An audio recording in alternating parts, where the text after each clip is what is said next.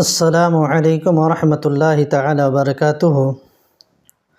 ناظرین کرام، ہمارے بہت سے بھائیوں کو غسل کا طریقہ یاد نہیں رہتا، ہماری بہت سی بہنوں کو غسل کا طریقہ یاد نہیں رہتا۔ اگر آپ کو غسل کا طریقہ یاد نہیں ہے اور آپ اس طریقے سے اگر غسل نہیں کر رہے ہیں تو جان لیجئے کہ چاہے آپ 7 سمندر سے ہی کیوں نہ نہا لیں لیکن آپ پاک نہیں ہو سکیں گے۔ خاص خیال رہے کہ غسل کے اندر 3 فرض ہے، وہ 3 فرض جب تک کہ مکمل نہیں ہوں گے آپ کا غسل نہیں ہوگا۔ تو آئیے میں آپ کو غسل کا صحیح طریقہ بڑے آسان لفظوں میں بتاتا ہوں تاکہ ہمارے ہر بھائی بہن کو یاد ہو جائے۔ تو جب آپ غسل کرنا چاہے تو سب سے پہلے غسل کرنے کی نیت کر لے۔ جان لیجئے کہ نیت دل کے پختہ ارادہ کو کہتے ہیں۔ آپ زبان سے نہ بولیں لیکن دل میں یہ کہہ دیں کہ میں اللہ کی رضا کے لیے غسل کر رہا ہوں، تو یہ آپ کی نیت ہو گئی۔ یا یوں کہہ لیں کہ میں عبادت کرنے کے لائق ہونے کے لیے غسل کر رہا ہوں، تو یہ بھی نیت ہو گئی، آپ کو اس کا ثواب مل جائے گا۔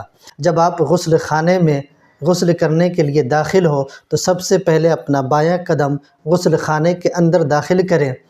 جب آپ غسل خانے کے اندر پہنچ جائیں تو پھر قبلے کا تعین کر لیں کہ قبلہ کدھر ہے، اس لیے کہ جب ستر کھلا ہو تو قبلے کی جانب پیٹھ یا منہ کرنا مکروہ ہے، اس لیے آپ قبلے کا تعین کر لیں۔ اس کے بعد آپ اپنے دونوں ہاتھوں کو 3 بار گٹوں تک دھو لیں۔ پھر اس کے بعد استنجے کی جگہ کو دھو لیں، ناف کے نیچے آگے پیچھے کے مقام کو اچھے سے دھو لیں۔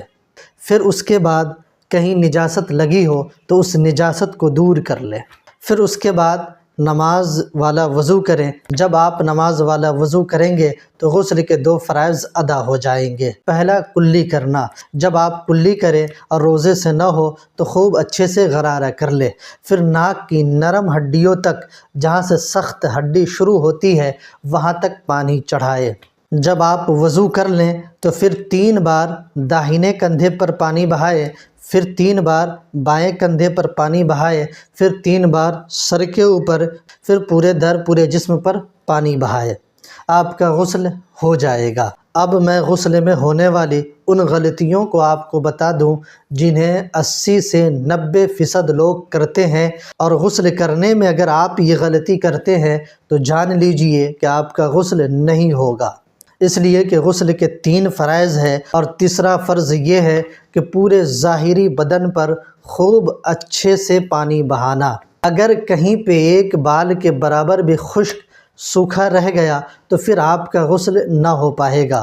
اور غسل کرتے وقت جسم کے کچھ ایسے حصے ہیں جہاں پانی نہیں پہنچتا، مثلا بہت سے لوگوں کی ناف، جسے آپ اپنی زبان میں نابھی بھی کہتے ہیں، بہت سے لوگوں کی اندر کی جانب دھسی ہوتی ہے اور بہت سے لوگوں کی باہر کی طرف ابڑی ہوتی ہے۔